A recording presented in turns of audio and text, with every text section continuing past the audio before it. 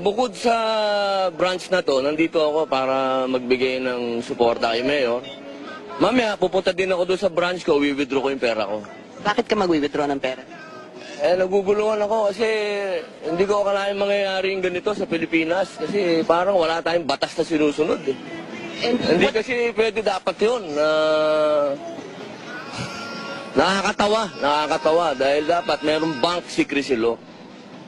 At ito si Senator Trillanes. Senator Antonio Trillanes. Hindi naman sumusunod sa batas. Di ba? Kailangan bago ka magbintang, kailangan may pruweba ka. Nasaan yung pruweba mo? So yun ang gusto ng kampo ni Mayor Duterte. Gusto niya gumawa ng affidavit si Senator Antonio Trillanes to detail the accounts dito sa BPI. Yun ang gusto ng kampo ni Mayor Duterte na gawin ni Senator Antonio Trillanes. Kasi yun ang tama, ma'am. Yun ang batas eh. Kailangan kung may reklamo ka, idaan mo sa tamang proseso at kailangan malaman natin kung yung bang dala-dala mong ebidensya ay may katotohanan yan. So maghihintay ka dito hanggang anong oras? Sana dumating na sila kasi mag-withdraw pa ako ng pera eh. 11 o'clock pang planong pagkikita eh. Bakit pa may problema tayo sa oras? Di ba alas 9 ang umpisa na, alas 6 pa ako dito. Ganun ba? Oo, tagal nyo naman. So maghihintay ka hanggang mamaya? Baka mag-withdraw muna ako, tapos babalik na lang ako, ma'am. Ano pang isang issue? Di ba si Trillanes, binabanatan siya, no? Kilala na ba si Trillanes? Yung magaling na, magdalo. Di ba? Kung banatan niya si Mayor, sabi niya, ampaw daw si Mayor. Paano naging ampaw si Mayor? Si Mayor may nagawa. Si Trillanes may nagawa ba? Maraming ginawa yun, sumuko. Yung tao na yun, walang ginawa kundi magkutita pagkatapos sumuko. Ngayon, senador na, hindi ba? Ang tanong, may nagawa ba siya bilang senador? Wala po, kahit ano. Kunin lang yung tax nyo. Yan ang nagawa niya. Maraming bumabanat kay Mayor kung sino-sino. Pero pag tinanong mo kung may nagawa, wala silang nagawa. Ako, baka mas marami pa ako nagawa kay Trillanes, sa totoo lang po. Baka mas marami nagmahal sa akin, chicks, sa totoo lang.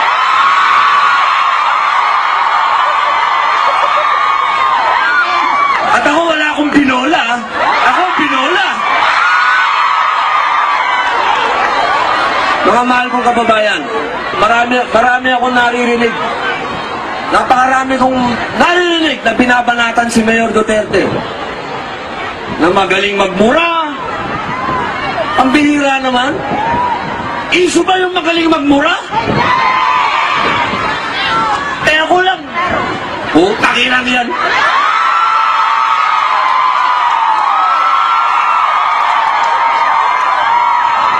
Issue ba yun? Ang issue dito, pumunta ako dito, walang bayad para sa inyo. Yun ang issue. Pero yung putang ina, hindi issue yun.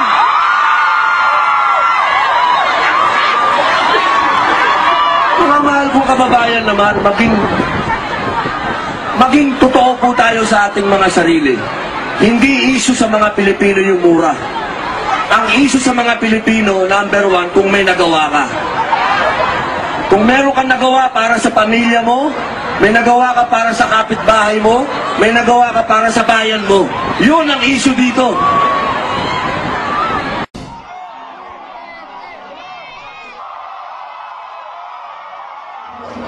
Ilang kami, sabi ko, totoo, may paril, committed and criminal present. Ayun. Pinito ko lang kasi gusto may affidavit sila na pinatay ko daw, gano'n, execute, pati itong isang ulo na Trillanes. Wala naman, hindi naman nung nagpudita na sinira na lang yung mukha. Nung pahiro-hiro yung mukha. Sabi ko na pinatay na doon ang ulo. Hindi ko yung sa kilala, totoo lang. I only met him twice. Bago po daw pati yung gusto niya magtakbo na vice presidente, kami raw. Sinabi ko sa kanya, huwag ka lang magalit sa akin, prangkahan kita. You are not the type na Ay, sabi ko, patalo ako na. Alam mo bakit? Naalala ninyo yung sa cemetery na binaboy niya si General Reyes? Yung 2 million na, ayaw na tapos sabi nila, I just want to protect my honor. Ah, you have no honor. Hindi kayo noon? Bastos ang ay bastos. Kaya yung mga sundalo sa kanya, akala niya, tingnan mo balang araw, walang susunod na sundalo. Kaya ano sa iya ni General Reyes, punta si Mitterrand, binaril mo sarili niya sa tomb ng nanay mo. Yan ang Trillanes sa iyo. Be careful with that idiot. Papilin, pagpurma-purma, mag-surrender na rin pala. Surrender na kayong ipurma pa sila doon nakaupo sa peninsula. Yung mga Trillanes, kung ka lang magpakamatay, dapat doon magpakamatay mo. Pura ka lang kung magdalgal. Nag-rebelde ka mga, bakit hindi ka nagpakamatay yun? Bakit kayo surrender? Kasi sabi mo, may account dito ang aming si Tatay Digong.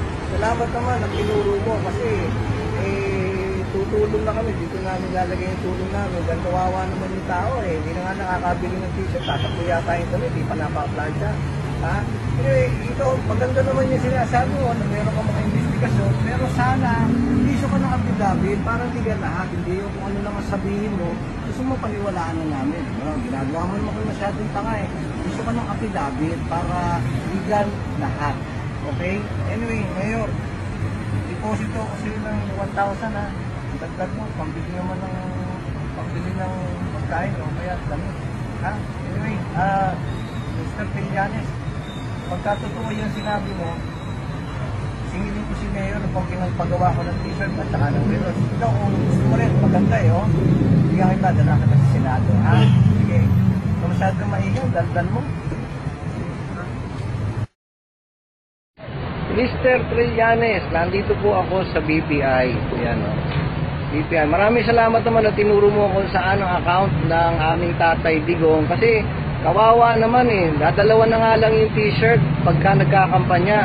Hindi na nga rin napaplansya. Kaya hindi ko rin maintindihan paano siya nagkaroon ng 2.4 billion pagka hindi makabili ng shirt. Yung relos nga, ano na nga lang parang pambangketa. Anyway, well, na-appreciate naman namin na medyo nag-iimbestiga ka, pero mas maganda niyan, mag-issue ka ng affidavit mo, yung legal, para naman kami, hindi naman kami basta naniniwala na lang, pagka sinabi mo, meron 211 million, meron 2.4 billion, tatanggapin na lang namin ganun, para naman kami mga ulul niyan na basta meron chinismis, yun huwag naman ganun. Tsaka hindi naman pwede yung parang basta gusto mo lang, o wala kang pakialam sa rule of law. Di ba senador ka, gumagawa ka ng batas Bakit ganun? Ayaw mong respetuhin din namin batas? Anyway, marami na masyado ako nasasabi. Pag ngayon, kung sakaling meron siyang ganung kalaking pera, sisingilin ko kay Mayor, kay Tatay. Yung pinagpagawa ko ng t-shirt, ang ganda tsaka yung relos. Ito, may relos ako hindi ko na mapakita tapos kung gusto mo rin, bibigyan kita. Anyway, para kay Tatay Digong, nagdeposito ako ng 1,000 pandagdag mo, bili ka ng bagong damit, kawawa naman Senator, affidavit, pag daldal ng daldal, sundalo ko pa naman. Ako nga dapat ganyan Sige na, daldal mo. Ito ang message ko for Trillanes. You accuse me, Duterte. I am ordinary person. I only graduate kinder and grade 4. I am a tricycle driver. But I'm telling you, I have the right to express my feeling. Simply because I cannot touch you or anything, but I want this message reach to your throne. You accuse me of Duterte that he had plenty of money, 200 million pesos. He's been a mayor for 20 years. And I know Mr. Duterte, he live in a very ordinary house. Imagine if he got the 200 million, do you think he's gonna live in that kind of house? Of course no. Alright? Now, on the ombudsman, maybe file a case against him. Because of that amount of money or if it is illegally acquired, whatever. You are just like a crab, no? You're like a kagang. The kagang that lives in a bangag. You're like a kagang. Nagdako lang yung agtang. You just like big forehead. If I punch you like that, Trillanes, okay? I sound like a crazy, but I hate you. You don't deserve. You're like Maruas. You're like Maruas. You're trying to give the Filipino a bad impression of Mayor Duterte because you want that position to be a vice president. You don't deserve to be a vice president. And Rojas, you don't deserve to be a president. Duterte is the one. Come here, I'll box you. Pak, pak, pak, pak, pak, pak, pak, pak, pak, pak, pak.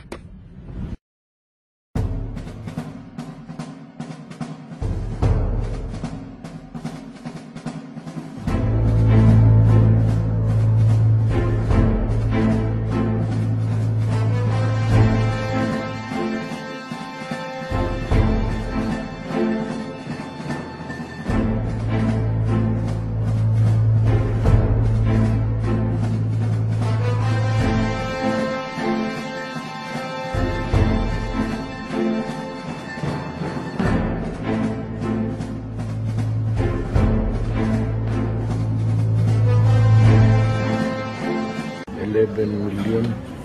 Maybe, ikaw may-ari ng pera, hindi mo na. Kurari, little bit lower. Well, 17,000 is definitely lower ng betting him to para sa mga may pera pala talaga. Tapos, isiko ng affidavit. Ayan, diyan ko sana. Kasi wala man talaga.